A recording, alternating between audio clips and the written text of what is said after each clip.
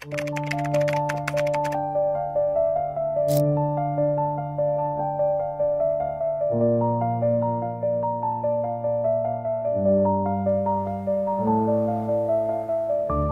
adalah salah satu kesultanan Islam yang paling berpengaruh pada abad pertengahan, yang dikenal karena kekuatan militernya dan peran pentingnya dalam melindungi peradaban Islam. Sebelum berdirinya kesultanan, istilah Mamluk sendiri merujuk pada budak militer yang diambil dari berbagai wilayah non-Muslim, terutama dari Kaukasus, Turki, dan Asia Tengah. Di bawah dinasti Ayyubiyah, mereka dilatih secara militer, diajari ilmu agama, strategi perang, dan etika keprajuritan. Sebelumnya, di akhir abad 12, setelah ditinggal wafat Sultan Salahuddin pada tahun 1193, kekuasaan Ayyubiyah yang awalnya berada di tangan satu penguasa, kemudian terpecah di antara anak-anak dan kerabatnya. Hal ini menyebabkan fragmentasi dan persaingan internal, sebab masing-masing pemimpin di tiap-tiap wilayah memiliki ambisi dan kepentingan sendiri-sendiri. Hal ini akhirnya membuka peluang bagi Mamluk untuk mengambil alih kekuasaan. Setelah wafatnya Sultan Salih Ayyub pada tahun 1249, kepemimpinan Ayyubiyah sempat dipegang oleh istrinya, Shajar Ed-Dur, meskipun hanya untuk beberapa bulan. Pada tahun 1250, ia bersekongkol dengan para Mamluk untuk menggulingkan dinasti tersebut, yang mana peralihan kekuasaan ini kemudian menandai awal berdirinya Kesultanan Mamluk dengan Aibak sebagai sultan pertamanya. Tidak seperti kerajaan monarki lainnya, Kesultanan Mamluk menerapkan struktur hierarki yang berbeda. Sultan tidak mewariskan kekuasaan kepada keturunan, melainkan diangkat berdasarkan kesepakatan di antara para jenderal Mamluk.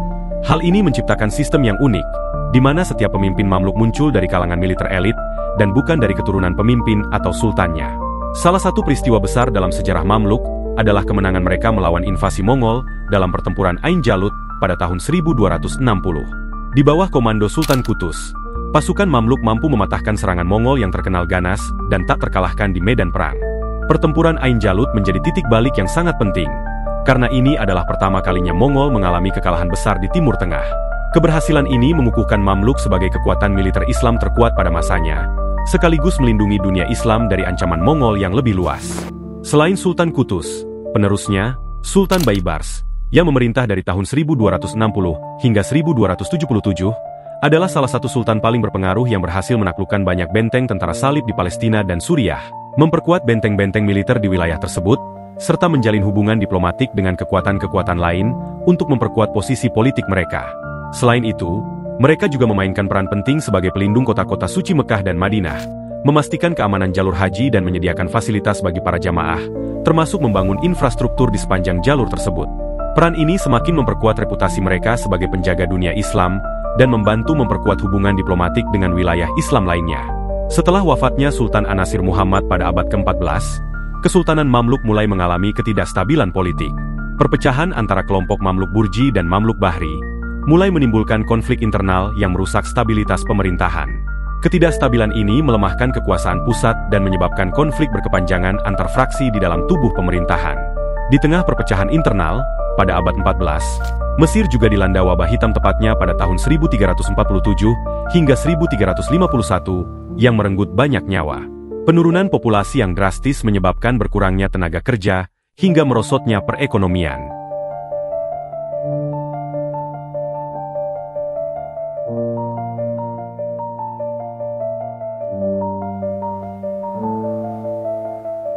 Pada abad ke-15, setelah penaklukan Konstantinopel oleh Sultan Mehmed II pada tahun 1453, Kesultanan Utsmaniyah mulai menguasai jalur perdagangan utama antara Eropa dan Asia melalui darat.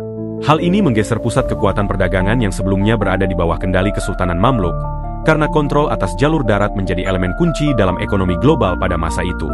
Sebelum penaklukan Konstantinopel, jalur darat yang menghubungkan Mesir dengan Suriah, Palestina, dan Anatolia, serta rute perdagangan antara timur dan barat, sangat vital bagi Kesultanan Mamluk.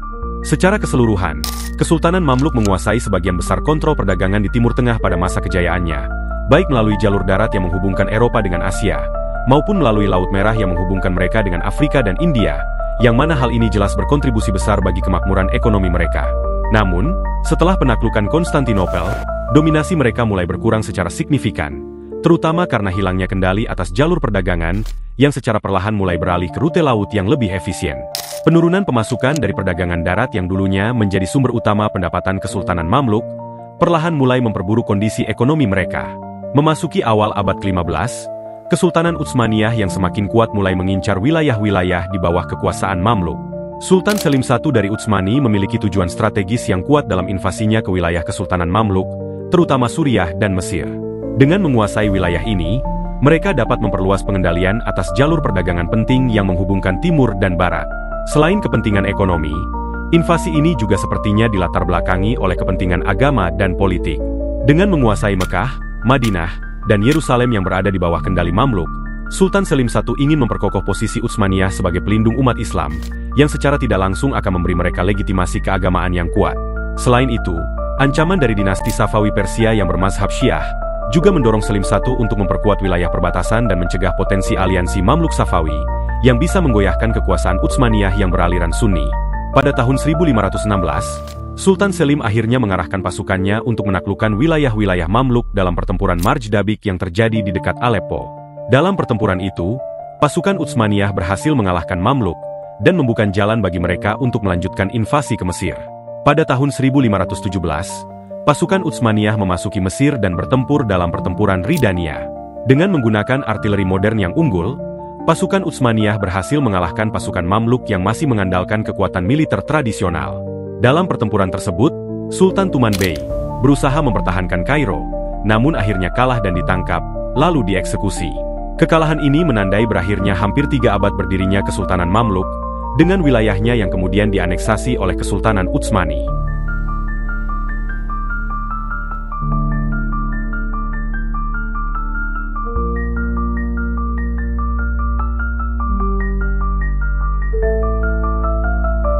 Pada abad 13 hingga 14, setelah Mongol dan keturunannya mendominasi Asia Tengah dan Barat, lahirlah salah satu dinasti besar yang mewarisi kejayaan mereka.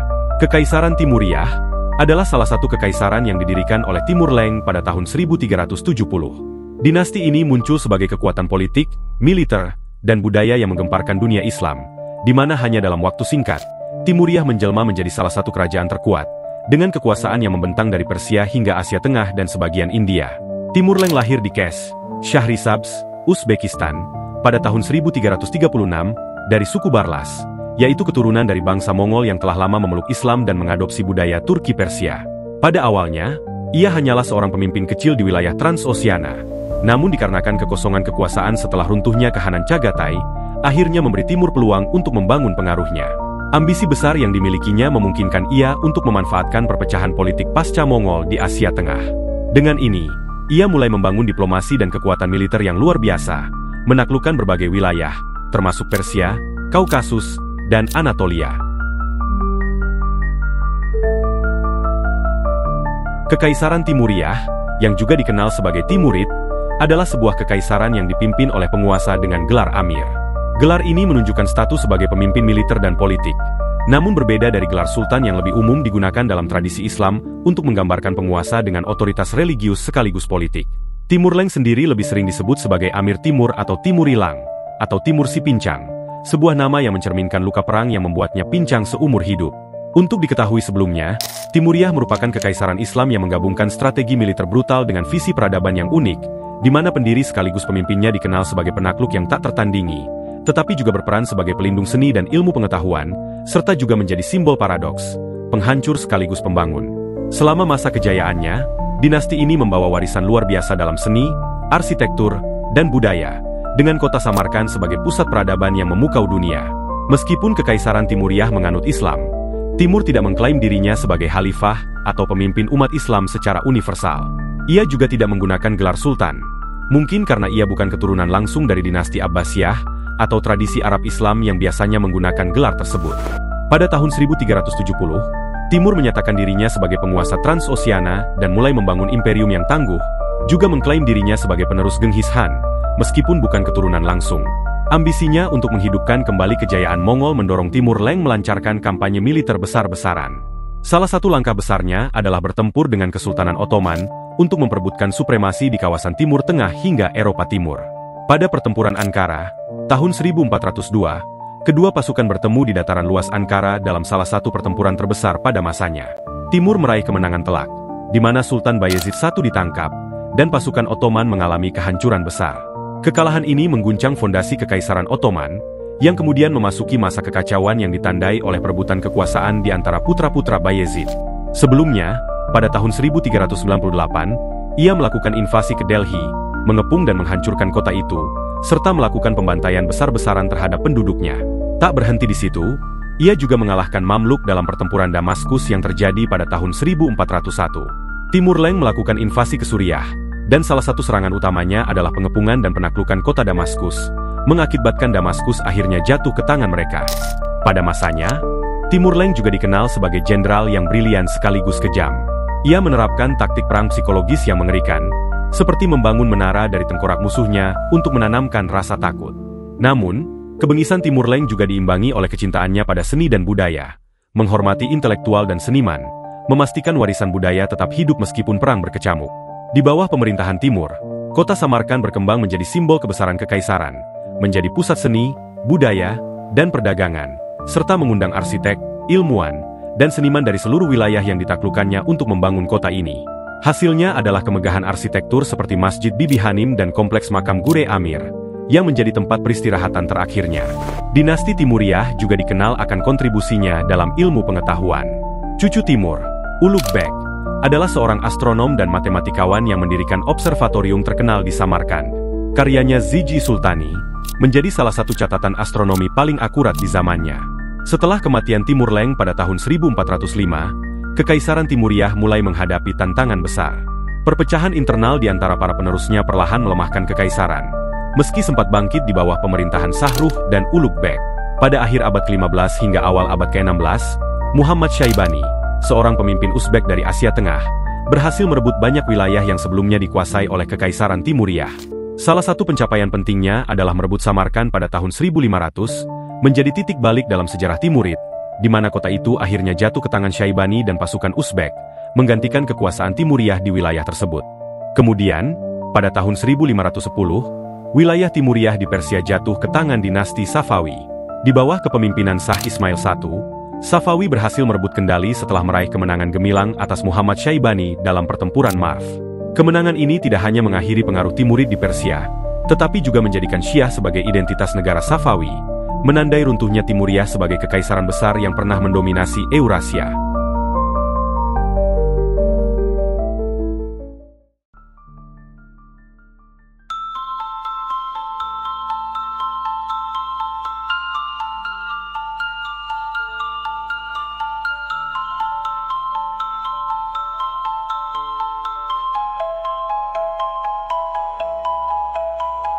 Kesultanan Utsmaniyah selama berkuasa banyak menorehkan kemenangan yang gemilang melawan aliansi kekuatan salibis Eropa. Bahkan, Khilafah Utsmaniyah di bawah kepemimpinan Muhammad Al-Fatih mampu merealisasikan nubuah Nabi Muhammad tentang ditaklukkannya Romawi dan Konstantinopel, menjadikan peristiwa tersebut sebagai salah satu penaklukan paling fenomenal dari sekian banyak kisah penaklukan dalam sejarah. Namun, untuk kali ini, kita tak akan mendalami kisah tersebut lebih jauh, karena pembahasannya sudah tersedia di video terpisah yang telah kami buat sebelumnya. Kesultanan Utsmani atau Ottoman Empire berdiri pada akhir abad ke-13 di wilayah Anatolia Barat Laut, tepatnya di kota kecil Sou. Utsmaniyah didirikan oleh Osman Bey, seorang pemimpin suku Kai yang berasal dari kaum Turki Oghuz. Utsmaniyah sendiri lahir dalam konteks kegagalan Kesultanan Seljuk saat menghadapi invasi Mongol pada tahun 1243 yang dikenal dengan pertempuran Koseda. Kesultanan Seljuk yang sebelumnya menguasai wilayah Anatolia mengalami disintegrasi dan kehilangan kekuatan pusat. Invasi ini memaksa banyak wilayah untuk mengatur diri mereka sendiri, menjadi emirat-emirat kecil yang dikenal sebagai Belik Anatolia. Salah satu dari Belik ini adalah Belik Osman yang dipimpin oleh Osman Bey. Dengan memanfaatkan kekosongan kekuasaan setelah mundurnya Mongol dan runtuhnya dominasi Seljuk, Osman berhasil menyatukan kekuatan lokal dan membangun sebuah negara yang kelak tumbuh menjadi salah satu imperium terbesar dalam sejarah dunia.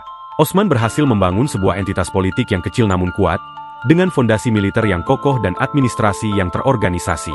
Perluasan wilayah pertama dimulai dengan penaklukan Bithynia, melalui pertempuran Baphaus pada tahun 1302, di bagian barat laut Anatolia, di mana pada saat itu kawasan ini masih menjadi wilayah Bizantium, dan tengah terpecah akibat kelemahan internal dan disintegrasi dalam kekaisaran mereka. Penerus Osman I, Orhan Gazi, melanjutkan ekspansi dengan mengonsolidasikan wilayah di sekitar Laut Marmara. Salah satu pencapaiannya adalah menaklukkan Bursa pada tahun 1326, yang kemudian menjadi ibu kota pertama Kesultanan Utsmaniyah. Di bawah Sultan Murad I, Utsmaniyah mulai memperluas pengaruhnya ke Eropa Timur, menguasai sebagian besar Balkan melalui kemenangan dalam pertempuran Kosovo tahun 1389, melawan pasukan Pangeran Lazar dari Kerajaan Serbia Moravia, yang merupakan harapan terakhir bagi kaum Slavia Selatan Ortodoks. Puncaknya, pada tahun 1453 ketika dipimpin oleh Sultan Muhammad Al-Fatih, Kesultanan Utsmani berhasil menaklukkan Konstantinopel, mengakhiri Kekaisaran Bizantium dan menjadikan kota ini sebagai Istanbul, pusat pemerintahan sekaligus simbol supremasi Islam. Abad ke-16 merupakan masa keemasan Utsmaniyah, tepatnya pada masa kepemimpinan Sultan Sulaiman I, yang berhasil memperluas wilayah Utsmani membentang dari Eropa Tenggara hingga Afrika Utara, serta sebagian besar Timur Tengah. Di bawah pemerintahannya, sistem administrasi dan hukum diperkuat melalui penerapan undang-undang syariah yang terorganisasi. Namun, setelah masa keemasan ini, Kesultanan mulai menunjukkan tanda-tanda kemunduran. Perang yang terus-menerus, baik melawan negara Eropa maupun dinasti Safawi Persia, menguras sumber daya negara. Kekalahan dalam pertempuran Lepanto tahun 1571 saat menghadapi gabungan armada Liga Suci, yakni kekuatan negara-negara Katolik Eropa, serta kegagalan dalam pengepungan Wina tahun 1683, menjadi pukulan besar bagi ekspansi militer Utsmaniyah. Sementara itu, korupsi birokrasi dan ketergantungan terhadap tentara bayaran seperti Janissary makin memperlihatkan lemahnya otoritas pemerintah pusat.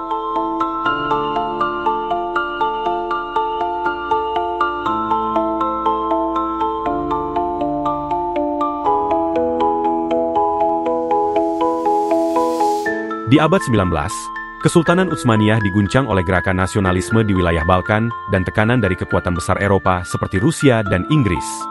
Reformasi Tanzimat yang diperkenalkan pada tahun 1839 hingga 1876 berupaya menghidupkan kembali kesultanan melalui modernisasi administratif, militer, dan hukum. Akan tetapi reformasi ini tidak cukup kuat untuk membendung disintegrasi internal. Kegagalan ekonomi juga semakin memperburuk situasi, membuat Utsmaniyah dijuluki Sick Man of Europe, di mana julukan ini pertama kali digunakan oleh Tsar Nicholas I dari Rusia pada tahun 1853, untuk menggambarkan kondisi internal Utsmaniyah yang tengah terpuruk.